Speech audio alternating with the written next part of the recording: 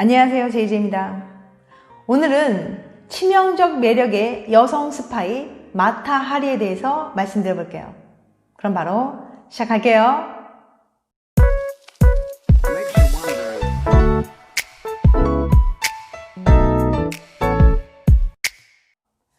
치명적 매력의 여성 스파이 마타 하리. 아름다운 미모로 유럽 사교계를 오가며 정보를 팔아넘긴 매혹적인 여성 스파이의 대명사로 불리는 마타 하리. 그녀는 스파이 혐의로 1917년 10월 15일 총살되었습니다. 하지만 그녀가 과연 스파이였는지는 의심스러운 부분이 있는데요. 마타 하리, 그녀는 어떤 사람이었을까요? 첫 번째, 불행한 결혼 생활. 마타 하리의 본명은 마가레타 거트루이다 젤러입니다. 그녀는 1876년생으로 네덜란드 레바르덴 출신이에요. 아버지는 북부 네덜란드 출신이고 어머니는 독일 혈통이었다고 해요. 젤러는 네덜란드 사업가의 딸로 태어났지만 석유 관계 사업을 하던 아버지가 파산하고 어머니가 세상을 떠나자 가세가 급격하게 기울기 시작했어요. 어려서 부족함을 모르고 자랐던 젤러는 이때부터 가난과 결핍이라는 단어를 온몸으로 배워야 했어요. 그녀가 이런 가난한 생활에서 벗어날 수 있는 유일한 방법은 결혼밖에 없었어요. 20살을 전후한 즈음 젤러는 네덜란드 식민지였던 인도네시아에 주둔하던 네덜란드 장교 C. 맥클라우드와 결혼하고 인도네시아로 갔습니다. 두 사람의 만남은 신문에 맥클라우드가 낸 구원 광고로 인해 이루어졌는데요. 당시 식민지에 나가 있던 유럽의 젊은 남성들은 백인 여성과 교제할 기회가 거의 없었어요. 그래서 이들은 백인 여성과 결혼하기 위해 신문에 구인 광고를 냈어요. 이 구인 광고에 응하는 여성들은 대부분 가난하고 의지할 데가 없는 사람들이 많았습니다. 젤러 또한 이런 식으로 맥클라우드를 만나 결혼한 것을 보면 당시 그녀가 얼마나 가난했는지 짐작할 수 있습니다. 그녀는 남편을 따라 인도네시아 자바 섬으로 가서 두 아이를 낳았어요. 그러나 젤러의 결혼 생활은 그다지 행복하지 못했던 것 같습니다. 남편의 근무지인 인도네시아 자바와 수마트라에서 함께 생활하는 동안 그는 자주 바람을 피웠고 그나마 결혼 생활을 이어주던 끈인 아이들을 사고로 잃게 됩니다. 결국 그녀의 파란만장한 결혼 생활은 7년 만에 끝이 나고 말아요. 두 번째, 인도네시아에서 온 매혹적인 무이 마타 하리. 이혼 후 젤러는 인도네시아 생활을 청산하고 1902년 일자리를 찾아 무작정 파리로 갔습니다. 그러나 가진 것 없는 이혼녀의 삶은 어디서나 그다지 녹록지 않았어요. 빈털털이었던 그녀가 가진 것은 아직도 젊고 아름다운 얼굴과 육체뿐이었습니다. 한때 그녀는 프랑스 외교관의 정부로 살기도 했지만 이 관계 또한 얼마 가지 못했습니다. 마타 하리, 즉 MG 젤러는 검은 머리에 올리브빛 피부, 커다란 갈색 눈, 아름다운 몸매를 가진 다소 이국적 미모의 여인이었어요. 젤러 인생의 전환점은 1905년 몽마르트 클리시 거리에 새롭게 개장한 몰랭주르에서 이국적인 미모를 한껏 돋보이게 하는 벨리 댄스를 선보이면서부터요. 그녀의 춤은 전통 벨리 댄스라기보다는 일종의 스트립쇼에 가까운 것이었지만 이국적인 것에 목말라 하던 당시 유럽인들에게는 큰 흥미거리가 되었습니다. 젤러의 동양적이고 자극적인 춤은 일약 유럽 사교계의 큰 화제거리가 되었습니다. 그녀는 자신의 미모를 더욱 돋보이게 하려고 이름마저 마타 하리로 바꿨는데요. 마타 하리란 인도네시아어로 여명의 눈동자란 뜻입니다. 그녀는 자신의 이국적인 용어를 더욱 신비롭고 매력적으로 보이게 하기 위해 과거를 숨겼어요. 내가 네덜란드 시골에서 태어난 평범한 집 딸이라는 사실이 알려지면 내 명성은 하루아침에 시궁창신퇴가 될 거야. 이렇게 생각한 마타 하리는 자신이 자바섬의 왕족으로 네덜란드인과 혼혈인 인도네시아 공주라고 과거를 날조했습니다. 때로는 인도의 여사제라는 거짓말을 퍼뜨리기도 했고요. 날조된 그녀의 이국적인 과거와 육체적인 매력은 색다른 눈요깃거리를 원하는 유럽 남성들을 단번에 사로잡았어요. 세 번째, 유럽 고위층 남자들을 매혹시킨 마타 하리. 마타하리에 대한 입소문이 점점 퍼지면서 그녀는 파리 최고 클럽인 물랭주르에서 가장 인기 있는 무희가 되었어요. 그녀는 파리뿐만 아니라 유럽 대도시를 순회하며 매혹적인 댄서로서의 삶을 새롭게 시작했어요. 그러면서 동시에 유럽 정치를 쥐락펴락하는 각국의 고위층과 관계를 맺었죠. 마타하리는 프랑스뿐만 아니라 전 유럽 남성들을 매혹시켰는데요.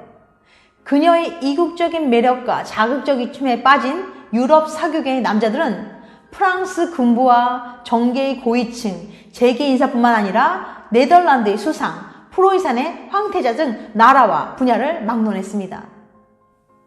당시 해외의 식민지 쟁탈전으로 언제나 커다란 전쟁의 가능성을 품고 있던 유럽에서 각국의 최고 정책 결정권자와 동시에 모두 친밀한 관계를 가진 것은 언제라도 정보를 빼내 스파이가 될 소지가 있다는 것을 의미했어요. 마타하리는 세계 제1차 대전부터 영국의 정보기관으로부터 의심을 받고 있었습니다. 게다가 그녀는 1차 세계대전이 일어날 당시 베를린에 머물러 이런 의혹을 더욱 가중시켰어요. 마타하리가 베를린에 간 이유에 대해서 여러 가지 설이 분분한데요.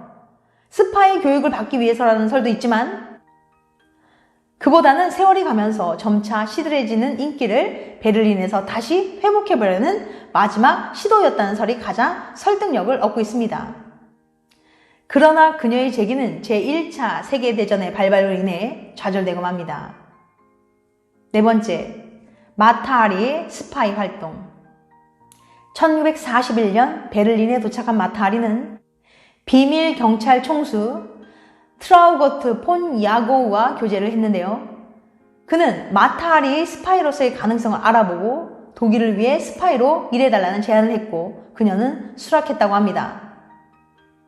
마타하리는 프랑크푸르트에 보내졌는데 그곳은 스파이로 선발된 사람들을 대상으로 외부와 접촉을 끊은 채 활동에 필요한 여러 가지 기술을 비밀리에 가르치는 밀봉 교육장이었습니다. 마타하리는 육안으로 식별되지 않는 특수 잉크 사용법을 집중적으로 교육받았습니다. 그녀의 스파이 교육을 담당했던 폰 레셀 소령은 훗날 마타하리가 관찰력이 뛰어나고 정보 보고 역시 정확한 편이라고 기억했어요. 그러나 정보 수집과 보고 방법 등의 교육을 맡았던 슈레그 밀러 박사의 평가는 전혀 달랐는데요. 그는 마타하리는 예술적 성향이 다분할 뿐 스파이로서의 소양이 부족하다고 평가했어요. 교육을 마친 그녀에게 독일 정보부는 첫 임무를 부여했습니다. 프랑스에 체류하면서 고위 인사들을 유혹해 정보를 빼내라는 임무였어요. 마타하리에게 독일군 정보부가 부여한 암호명은 H21이었습니다. 중립을 표방한 네덜란드 국적 덕분에 마타하리는 1차 세계대전 와중에도 유럽 전역을 자유롭게 돌아다닐 수 있었어요. 그러나 이렇게 각국을 넘나들며 고위층과 만나는 마타하리를 프랑스와 영국 정보당국은 스파이로 의심하고 있었습니다. 마타하리는 1916년 스페인에서 영국을 경유해 네덜란드로 향하다 영국 정보당국에 일시 체포되었다가 석방되기도 했습니다. 당시 프랑스 정보당국은 영국의 도움으로 독일군 정보부의 무전을 거의 모두 해독하고 있었습니다. 마타하리가 독일 정부에 포섭된 사실을 간파하고 있었지만 연루자들을 더 체포하려고 모른 척하고 있었던 거예요. 밀봉 교육까지 받은 마타하리가 본격적으로 어떤 스파이 활동을 했는지에 대해서는 여전히 이견이 분분합니다. 다섯 번째, 사랑 때문에 이중 스파이가 된 마타하리. 파리로 돌아온 마타하리는 한 레스토랑에서 우연히 러시아의 청년 장교 블라디미르 드 마슬로프를 만나게 되는데요. 두 사람은 20살의 나이 차이에도 불구하고 사랑에 빠지게 됩니다. 그렇게 둘이 사랑을 키워가는 중 마타하리는 연인 블라디미르가 독일군의 독가스 공격을 받고 부상을 당한 채 병원에 있다는 소식을 듣게 되었어요. 하지만 그가 있는 비텔은 전선에 가까운 곳이라 쉽사리 면회 허가가 나지 않았어요. 초조해진 그녀는 프랑스 정보부를 상대로 거래를 시작하는데요. 프랑스 정보부의 조르주 라두 대령은 면회를 조건으로 마타하리에게 독일 측의 정보를 넘겨달라고 요구하고 사랑을 위해 그녀는 그 요구에 응하게 됩니다.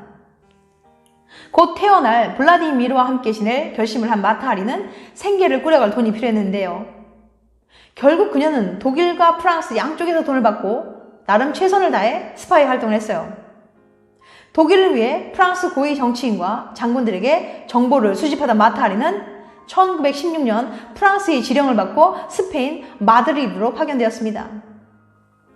독일 대사관과 접촉해 정보를 빼내라는 임무를 맡은 그녀는 아놀드 킬레 소령을 유혹해 모로코의 반란군에게 독일과 터키가 무기를 공급할 것이라는 사실을 알아내지만 이것은 그녀를 의심하고 있던 킬레 소령이 던진 미끼였어요.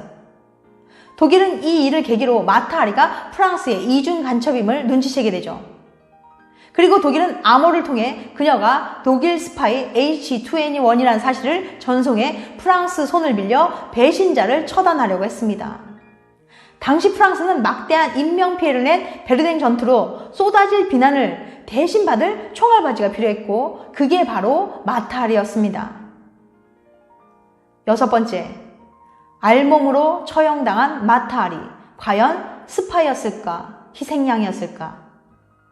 마타하리의 제목은 1차 세계대전 중 프랑스와 독일을 오가며 정보를 판 이중 간첩이라는 혐의였습니다.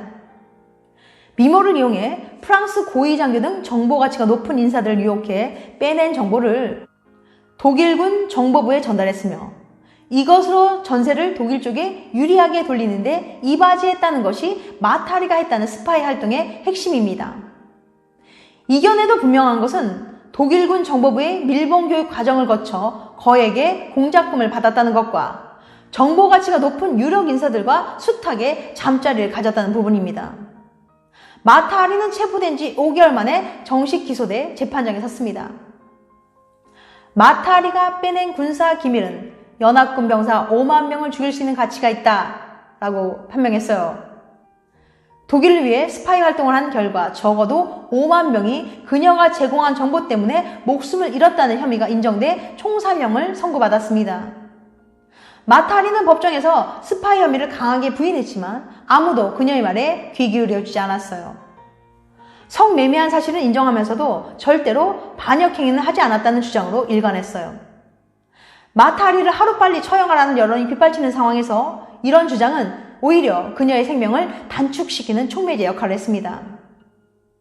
마타하리 체포와 처형에 관한 정보 전문가 어니스트 볼크먼은 빈번하게 일어난 국내 폭동으로 공경에 처했던 프랑스는 전선에서 패배에 대한 구실을 찾으려고 간편한 희생양이 필요한 상황이었다.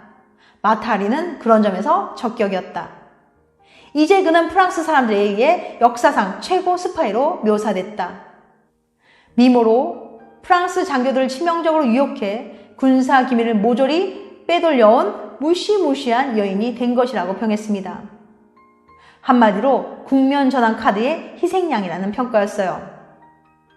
영국 정보당국도 지난 1999년 비밀 해치한 1차 세계대전 관련 문건을 통해 마타하리가 독일 스파이로 활동했다는 결정적인 증거가 없다고 밝혔습니다. 확실한 증거도 없이 마타하리에게 스파이 혐의를 씌우고 처형한 것은 그 당시 프랑스 고위층에서 들끓었던 비리와 성 스캔들, 성난 시민들을 잠재울 희생양이 필요했던 건 아닐까요? 1917년 10월 15일 아침 파리교회 빈센 르뚝에서 마타하리는 총살되었습니다. 총살 직전 그녀는 12명의 사수 앞에서 입고 있던 외투와 옷을 모두 벗어버리고 알몸으로 섰어요. 그리고 눈 가리개를 씌우려는 사형 집행인들에게 내게 손대지 마세요.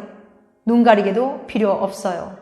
라는 말을 남긴 채 12자루의 소총에서 발사된 총탄을 맞고 눈을 감았다고 합니다. 지금까지 치명적 매력의 여성 스파이 마타하리에 대해서 말씀드렸어요. 끝까지 시청해주셔서 감사합니다. 다음에 또 봬요. 안녕.